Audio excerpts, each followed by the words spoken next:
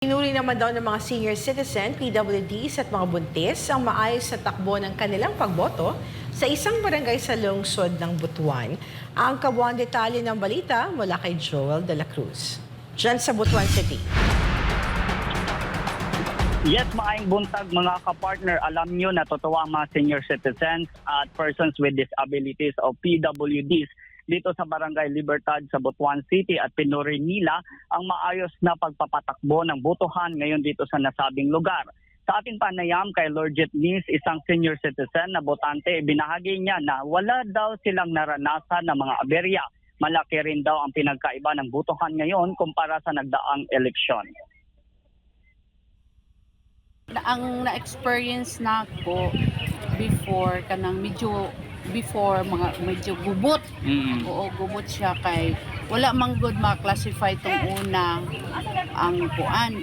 Basta kung first come first serve lang mo dahil siya ang ma-cater. So ang karon ang nakanindot karon kay priority gyud karon ang mga senior, PWD o mga pregnant women.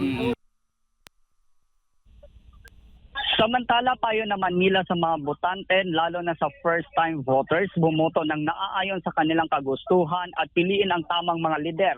Ang mga lider na may makapagbibigay ng tunay na pagbabago na siyang ikaunlad sa bansang Pilipinas. Gay, ang akong advice sa ila, basta labi na mga first-timers, ubutar gid sila. Oo, para ma-experience po nila unsa din mo butar. Sa ngayon mga kapartner, na natili namang maayos at matiwasay ang pagboto ng regular na mga botante dito sa Barangay Libertad habang nakantabay naman ang mga otoridad sa anumang hindi inaasang pangyayari at ngayon. At yan muna ang update dito sa Barangay Libertad, Butuan City. Balik sa inyo mga kapartner. Maraming salamat sa iyo, Joel.